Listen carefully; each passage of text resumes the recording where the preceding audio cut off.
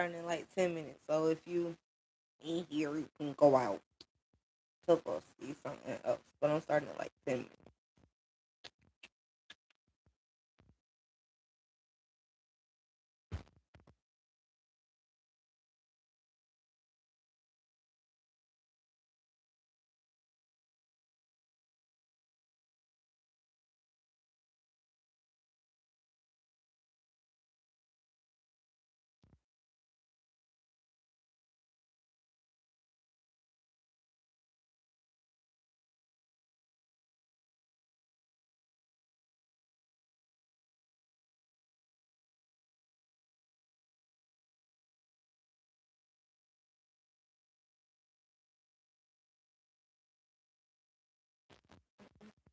Mm, mm, mm, mm, mm. All right, what's up, guys? So today I will be doing the Boys season 5, episode 8, Blood and Bones review live. So what's up, my heroes? I am so glad to have you guys. Good Lord. I gotta remember this is live, so y'all gonna see all of that. Okay. So what is up, heroes? I'm so happy that to be here with you guys. All right, let's talk about Blood and Bone, which is the last episode of The Boys, season 5, episode 8. We're gonna jump right into it, okay? I know this is live, so if you come into the live, say hi, but also it'll be on the channel. Honestly, the whole reason why I'm doing a live for this is because one, I actually was I did a live for Invincible. Excuse me. Oh, so I did a live for Invincible, and I haven't actually done one for the boys. Whereas I was doing one like almost every week for Percy Jackson. So I was just like, you know what? I can make this alive, and that way I won't have to edit, the last episode of the review, and I can just give y'all this. So let's jump into it. And yes, I will be giving a double feature on Saturday for Saturday morning cartoons. Y'all ain't gotta yell at me. Y'all ain't gotta fuss at me. I know, I know, I know. I just my daughter.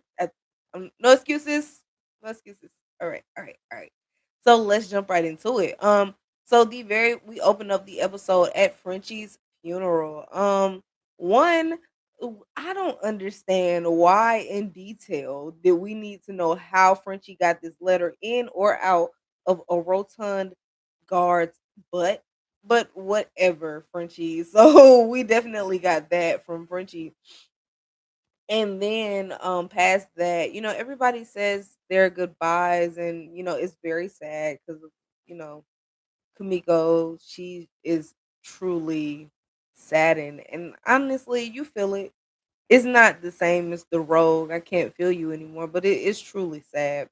And she's everybody else is kind of like, wow. And Hughie's reading his letter, and apparently Frenchie has seen all of their assholes.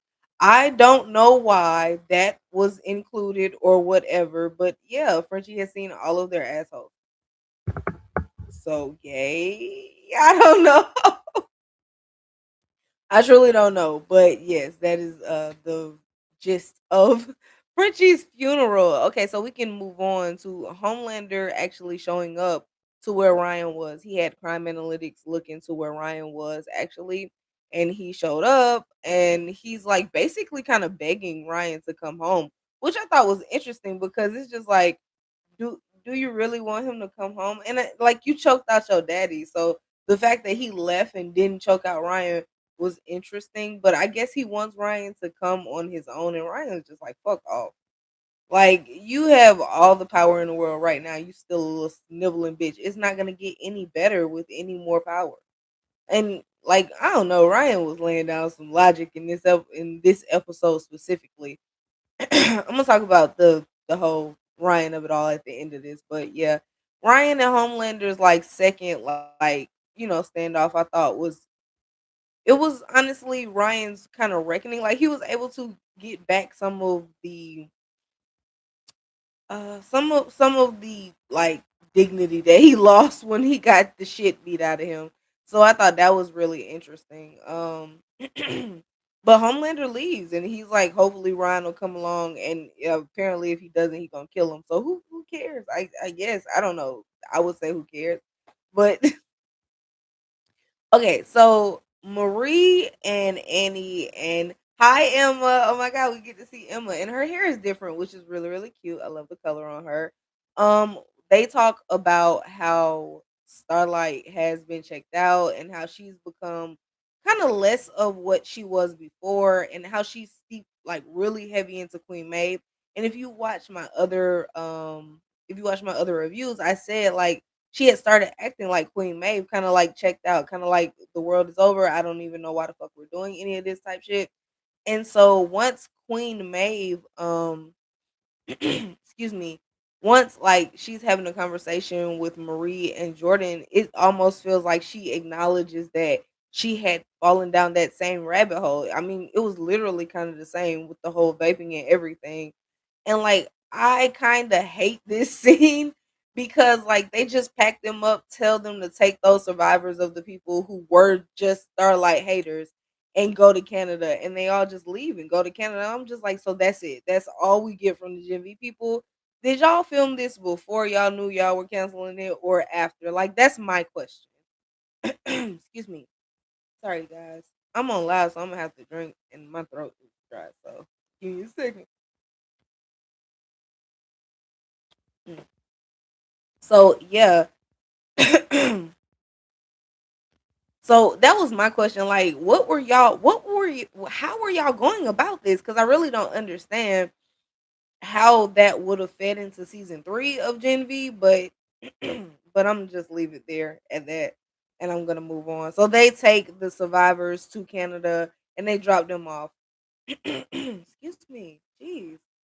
Excuse me. So Marie, Jordan, and Emma take the survivors to Canada, and I'm guessing they're just gonna live there because Gen V has been canceled. Ashley actually gives Father a titanium ball gag, which I thought was funny because the last time we saw them with a ball gag, he had shattered the wall with it. So a titanium one might actually stay in his mouth. I guess that was the thought process. Of course, this is Annie. I mean, this is fucking Ashley with her freaky ass. So I mean, that's just what it is. Father says that he's actually kind of baffled that it's taking so much for them to actually like get people to believe that Homelander is the next coming. And Ashley is sitting there like she is basically begging Bashley to read Father's head to see if she can kind of like see gauge where he is and if what she says will get her killed or if she's like, do I have a friend out here? And Father is like, he's just like, we just have to apostatize and bring more people to our side anyway. And Ashley, like Bashley is ignoring the fuck out of Ashley. And like she's feeling it now. I feel like, yeah. I feel like Ashley's feeling Bashley not being there now. And Bashley was like, fuck you. So we don't know what's going on. And she's honestly in her head the whole time. Like she's nervous as fuck. And like I love the fact that when Ashley is nervous, her first instinct is to run. I feel like at every ending of every season where Ashley is like maybe in mortal trouble or she got to get the fuck on, she just start running. Like and she don't waste no time. Ashley get the fuck on. She just go. And I think that is like funny and indicative of her character.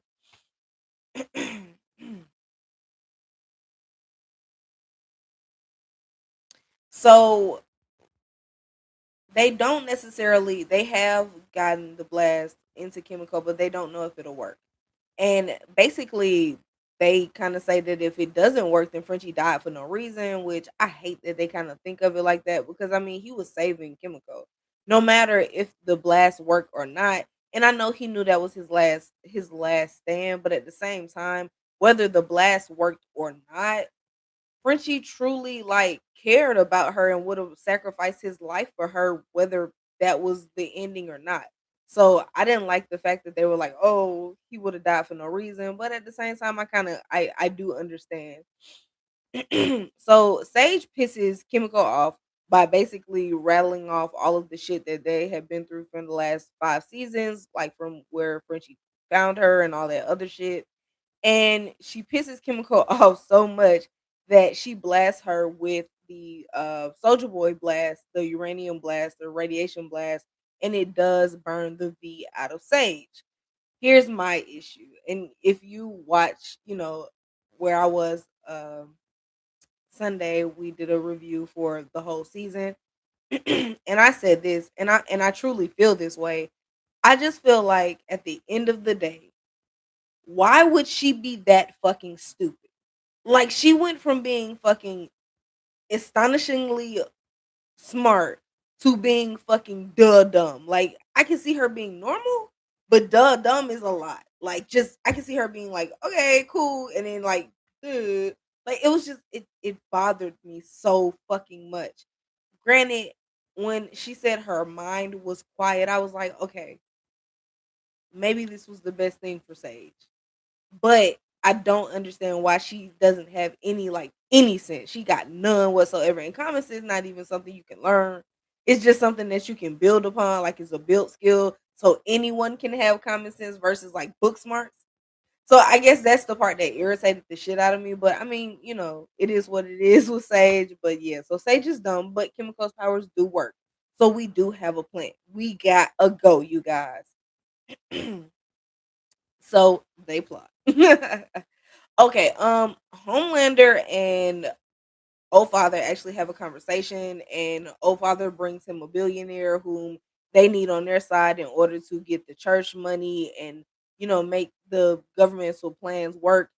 And Homelander is not feeling that shit. He does not give two fucks about any of that shit, any of it. Like I don't know. Like I guess maybe it's the godhood that has him kind of like, all right, so I'm here. This is what I'm doing, and like I'm good on it. And like I feel like that's what has him kind of like I don't care about any of this shit. Money, power. Well, power, of course, he does care about, but money or like this worldly shit, I don't give a fuck about.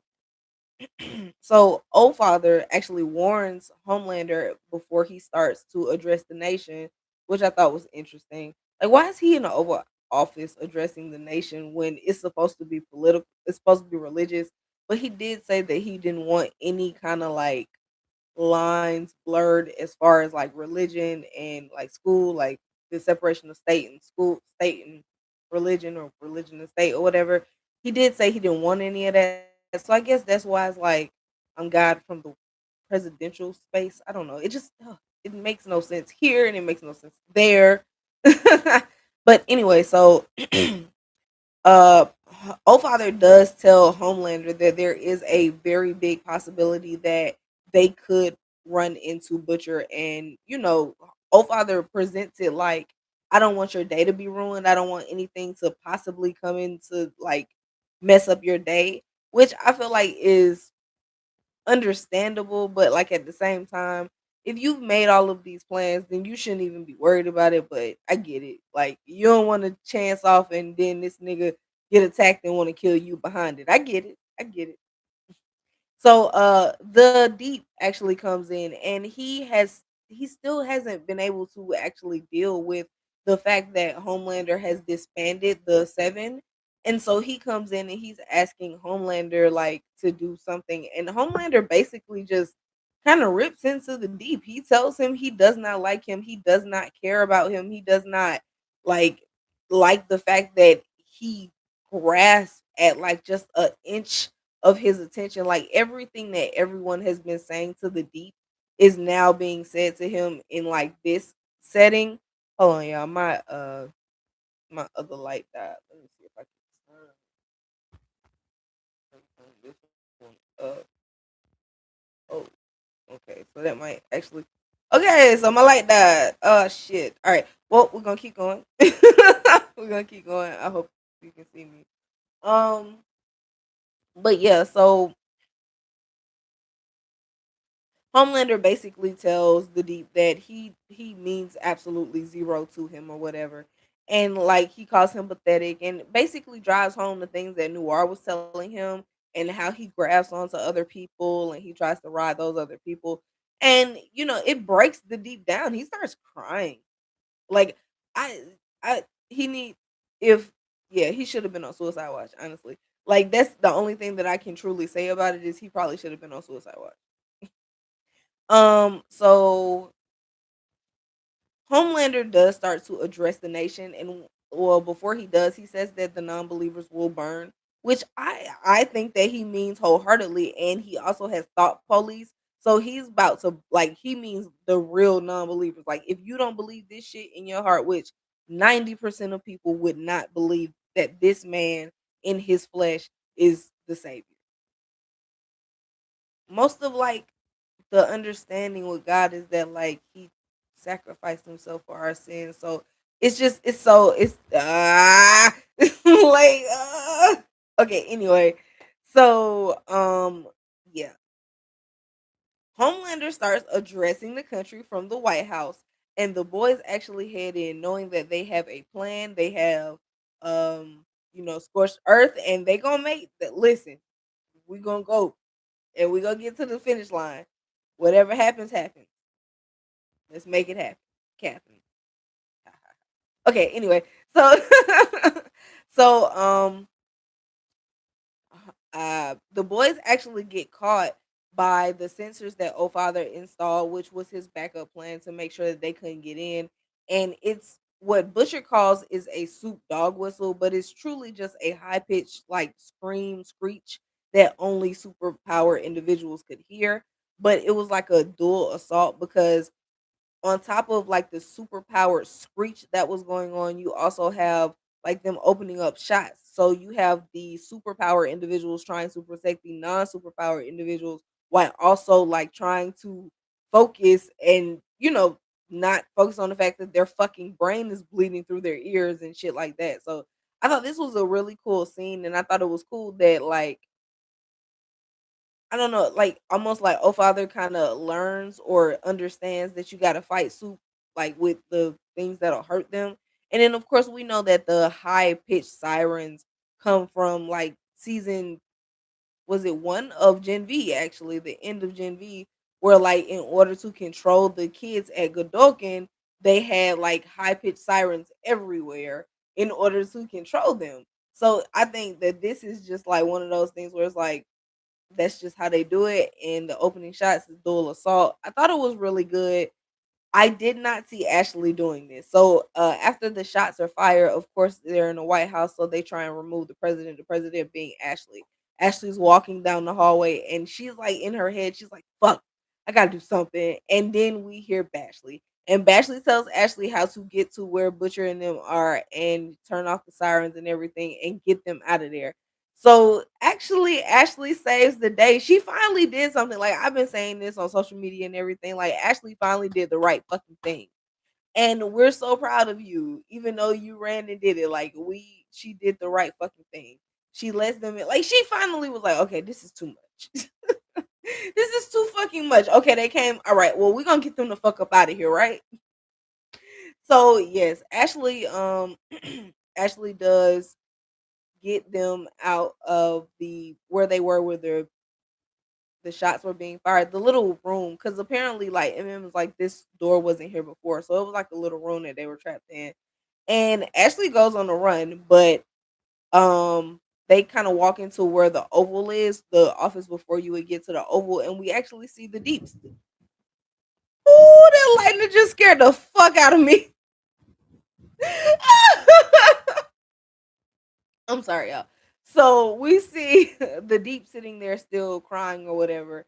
And he actually sees Starlight and he's like, "Oh, it was just a what did he say? Oh, it was just a oh, fuck. What does he say? I can't think of what he said, but he basically is like, "Oh, it was just a test." So that he was like, "Oh, it was just a test. All I have to do is take out Starlight, and then I can get back into his good graces." Mind you, this nigga is still trying to get back into Homelander's good graces. Why are we doing that? Why are we doing that? What is the point? What's the fucking point, D? Why do you want? Okay, anyway, this nigga just broke you down outside and left your motherfucking ass. Mind you, Homelander has flown Elon that's what we're gonna call him, to space and left his ass there and was like, he's an astronaut. That's the only moment where I was like, eat. Eat Homelander. But anyway, past that, the Deep and Annie, actually the Deep decides that he's gonna attack the boys and Annie's like, fuck this, I got this. And honestly, this was a fight for Annie. This was truly a fight for Annie, like in every sense of the word. So Annie and the Deep fight, and Annie flies the Deep to a beach, and they fight on the beach. Here's what I want to say, and I think I said this on another review of the whole season, but Annie can't fucking fight. There's no fucking reason that the Deep should have gotten those licks in. Like, I understand that it may have not have felt realistic to other people, but I just feel like that shit wasn't realistic to me. There's no way that this nigga has taken you, dragged your name, dragged you all through a fucking podcast, and you not out there beating the dog shit out of him. Like, I just that part for me was like, I don't like that. I don't like it. I don't like it. I don't like it.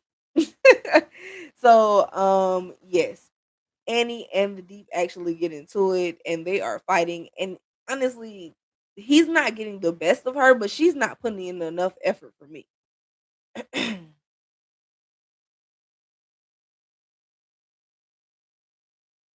So actually, Father attacks Hughie and Butcher. Father attacks after Annie takes the Deep, and they fly off.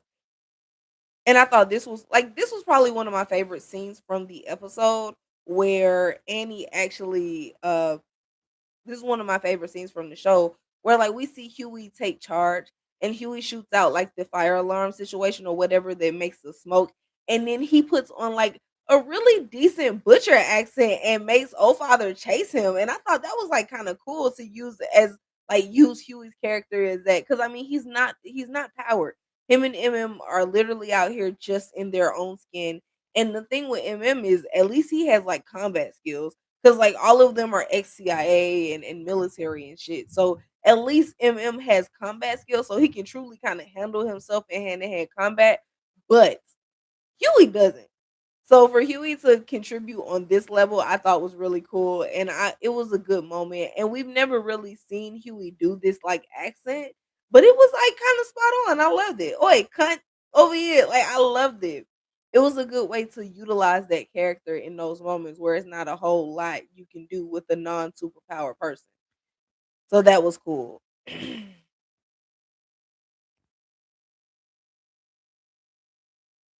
So, back with Annie and the Deep.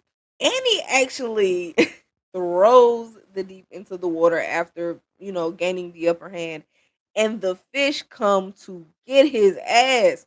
Xander told him no. Xander said, we know about Ambrosia, we know about all this bullshit. We coming to get your motherfucking ass." And they did not they didn't disappoint. The fish came to get that nigga, and the Deep got everything he deserved. I'm so glad that they were finally able to give the Deep what he deserved, cuz like it's been too long, honestly. It's been too long. Oh man. We are kind of speed rolling through this, only because like I felt like they kind of sped through the episode, so it's not a whole lot of like meat and potatoes. It's more cornbread and corn, like side dishes. You know what I'm saying? So that's why I'm kind of speeding through it. Sorry. I know my breakdowns are usually more in depth, but I just feel like the way they ended this shit, there is no way to go to depth on it. I just got to tell you what it is, how I feel about it, right?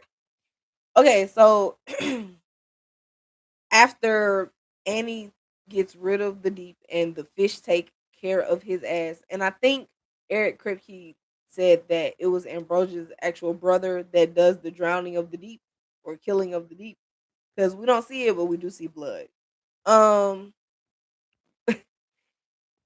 Father has caught up to Huey, and Father is about to basically use his sonic scream at Huey, and thinking quick on his feet, grabs the titanium ball gag and puts it in Father's mouth, and the sonic wave of like what he was about to release goes backwards and blows his fucking head up. One, I thought that was really cool. Two, I feel like that's such a comic book. Like, that's some comic book shit. That's some shit you write in a comic book. You know what I'm saying? Like, his fucking head blew up from the titanium ball gag. Like, what the fuck? Oh gosh. Okay, so Butcher actually makes his way into the Oval Office where Homelander is there, and they have their conversation about blood and bone and scorched earth, and this is the final countdown, and they go at it. And in the first part of this fight, like Homelander is of course holding his own. He has his powers. And Butcher is, he's throwing punches. And of course, Butcher, along with having the I don't know, the murder dicks. Along with having the murder dicks in his chest, he also is actually able to. I mean, he has superhuman strength. So he's throwing haymakers, he's punching, he's like doing all of these things. And like they're actually fighting, but Homelander is, of well, Homelander can fight. And so it's truly like a stalemate. And Homelander is using his laser eyes to cut off Butcher's tentacles. Butcher is punching. And I mean it's not necessarily going anywhere. And at one point you feel like Butcher might actually lose. And then Ryan shows up. So Ryan pulls up and Ryan like, you know what, motherfucker? Like you done whooped my ass, you raped my mom, you came there trying to be better and all this bullshit, but nigga, you got to fucking die. And so Butcher and Ryan go and whoop Homelander's ass. This was very, very, very satisfying to me. Okay? Like, cause there's a lot of people that Homelander has fucked over, but I feel like we don't know as much about how Homelander has fucked over these people as we know as he did to Becca.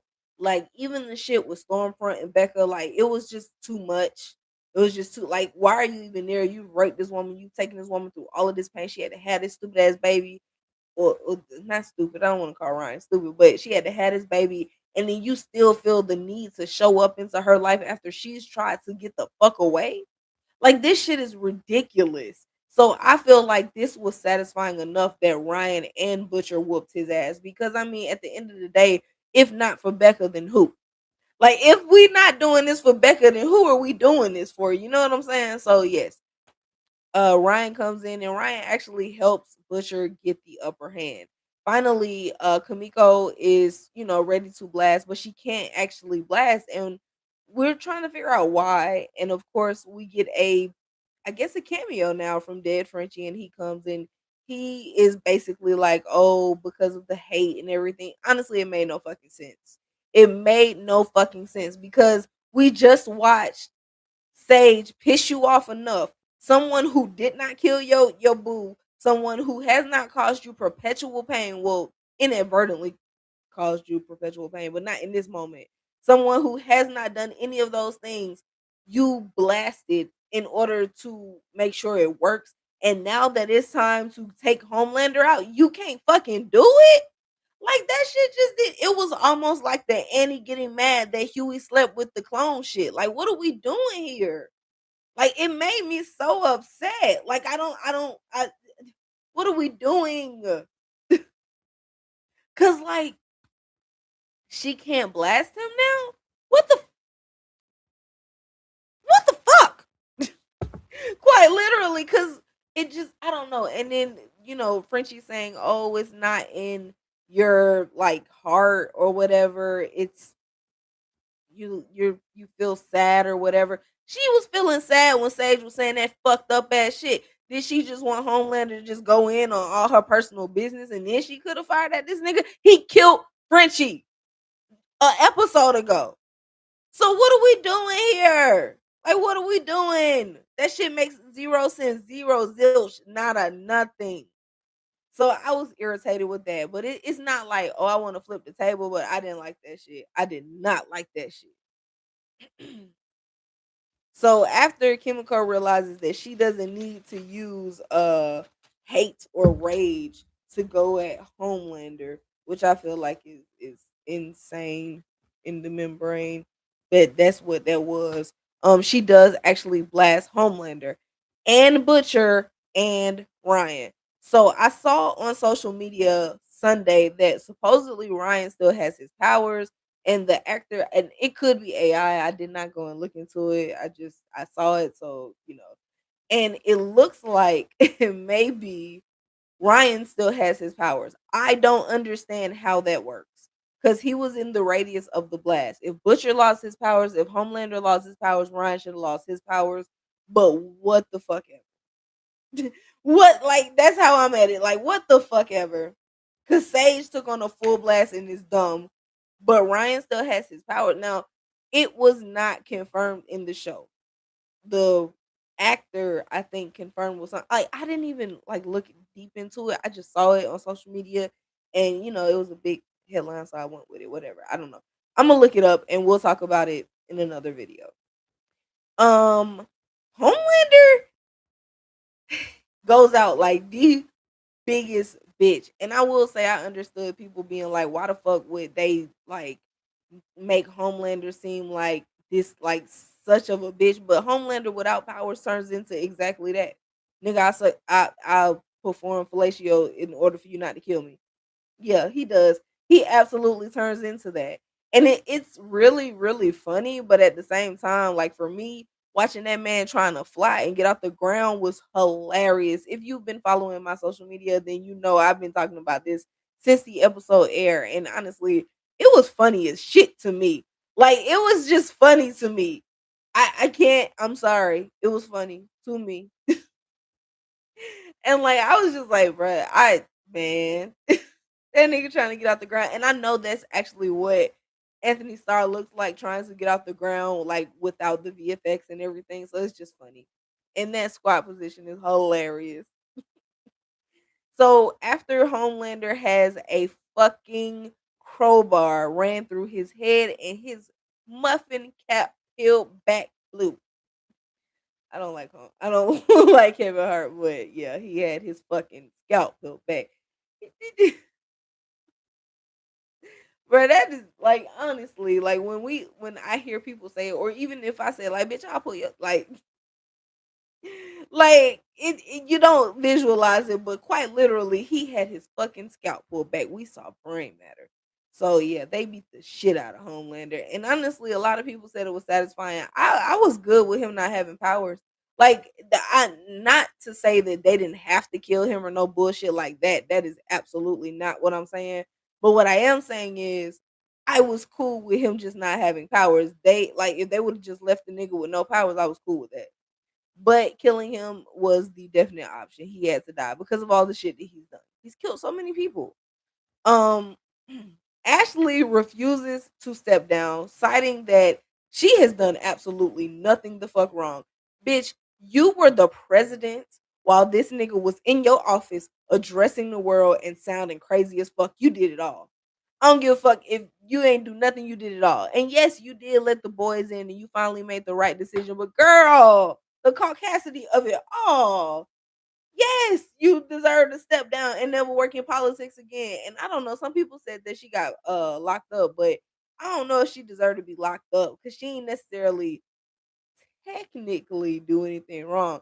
Cause we don't even know if like her involvement at Bot or all the things that they were doing with Homelander and like if anybody knows about those things or if it was able to be carried out past the concentration camps like that. But also the concentration camps. I mean, you were part of that shit. You were part of that administration that approved that shit. So of course you're getting the fuck out. And we do see Bobby Singer is made president, which I was like, damn, Bobby's still around. I know he went into hiding after the whole like clone shit, but Bobby still around. Um the boys actually celebrate back at the house where Marie and Jordan and Emma were. They celebrate their win and everything, and like everybody kind of seems like happy and relieved. And it is truly like one of those things. Of course, Kimiko seems sad, but of course, I mean, who like she lost the love of her life, kind of. So it is what it is. And Butcher actually goes to talk to Ryan, and Ryan has one of the most important conversations, I think, of him and Butcher's relationship. And he tells Butcher he's not a good person. And like I've been saying this since the whole Ryan getting beat up by Homelander thing. Butcher is not a good person, and he is worse off being with Butcher than he would have been with anyone else. Well, not Homelander, but also duh. But yeah, so like I was like, thank you. I felt vindicated in that moment because people were just like, no, Ryan decided to do that. He didn't tell him no. He sent that man off to get his ass whooped. He knew what was waiting for him, and he didn't do anything to stop it. And he got him liquored up and sent him on his way. So I just felt like that was some bull s. But Ryan does tell Butcher that he's not a good person, and he basically rejects Butcher's like found family, all this bullshit. Like, no, I'm good. I don't want to be with you. And I feel like that was like one of the best moments, honestly. And then after Ryan rejects Butcher's advances, Butcher finds Terror dead. And let me be the first to say I am actually really sad about this. I thought Tara was gonna make it, man. He made it through the one shot episode after eating all that fucking chocolate. And then I don't even know if like this is maybe from the complications of eating the chocolate. I have no idea. But what I do know is I did not want him to go out like that. I was so sad that Tara is gone. But of course, with Tara being gone, with Tara being gone, Butcher goes scorched earth. He has no Ryan. He has no Terror. He feels like he has nothing else to lose, and he takes the virus and heads to Vault Tower. After Butcher heads to Vault Tower, Hughie actually comes into the house and he sees Terror has passed. And once he sees that Terror has passed, he also sees the virus canister empty. And Hughie like immediately realizes what Butcher is finna go do, and he follows Butcher, and we find Butcher standing in the Hall of the Seven, and of course it's debunked. And Huey asks him where the virus is, and he says that he put it in the sprinkler system. I want to know if anybody at Vault got it out. Like, cause is it just sitting there like a ticking time bomb, or did Huey tell somebody to get it out? Like, I just want to know, cause like we don't get that solution at the end of this. But anyway, so he says that he put the virus in the sprinkler system. That's something that him and Frenchie had been like talking about and wondering if it would work, and so he was gonna kill all the soups because that's the only way this will work. And we are actually at that point where we don't see Butcher's real like we don't see Butcher for the good guy anymore. Like Butcher has had a villainous arc, but this is truly the culmination of that villainous arc because he no longer has a reason to be this upset. He no longer has a reason to actually hate the soups the way he does. He's gotten his revenge tenfold, if not 20. He was able to kill the cunt who raped his wife, who killed his wife, who did all of these things to fuck up everyone around his life. And he was able to have truly a happy ending. And he said, fuck it. And I think that was a very good, like, character analysis on Butcher because it's just like, of course he would not. Of course he wouldn't give up that easily. Of course he would not take his happy ending and just be happy. Because one, I don't think he ever intended on being happy without Becca. I don't think he ever intended on being happy without having the people that he wanted in his life. And without Becca, of course, there was Ryan. Ryan rejects him, uh, and then Tara dies. So Tara's gone too now. So it's just like one of those things where it's like he's mad, angry, and all of those things come out because he no longer has a purposeful reason to have these feelings. You you just like me. You lost somebody. You got to deal with that.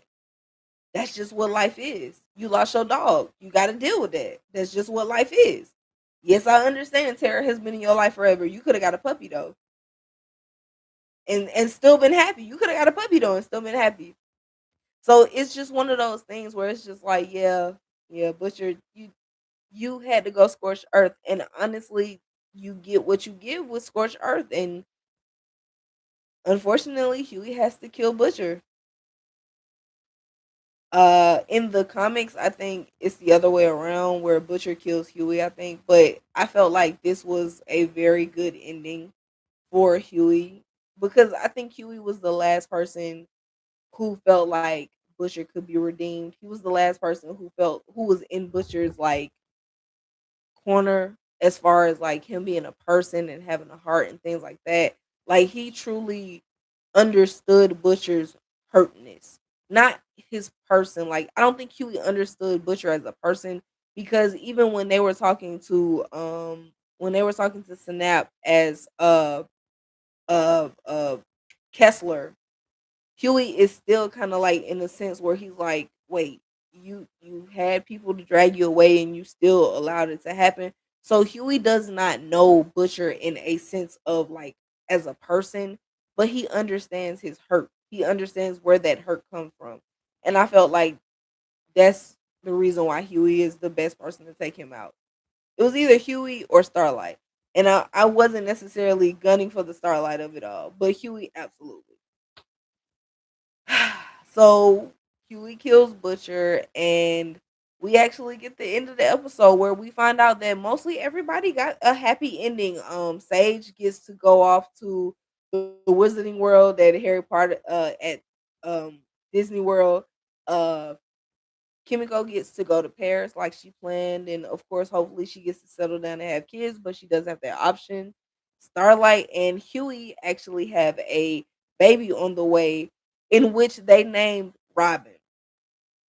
Huey named his new baby after his dead girlfriend, and I have thoughts on that. Cause what the fuck?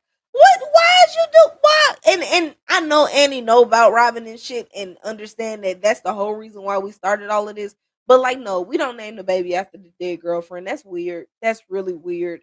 And of course, Annie is still helping people and saving lives, but she's doing it in her own way, which that's what she always wanted. So we love that for her.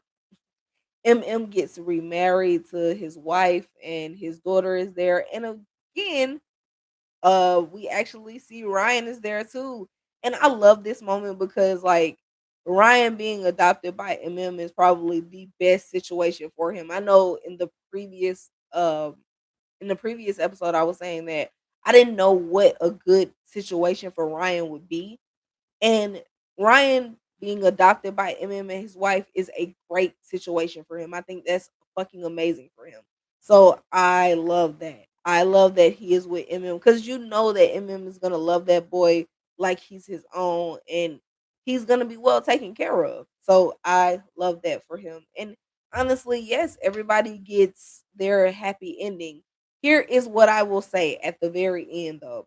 I feel like there's open ending areas where they could pick the story back up. I don't know if they did that on purpose, but like Starlight still being around, saving people, Huey owning this business of like superhero saving and doing it with Starlight, they're still open ended. Like MM still being alive. It's very open ended. So I don't know if this is the last we'll see of the boys, but this is the end of the boys.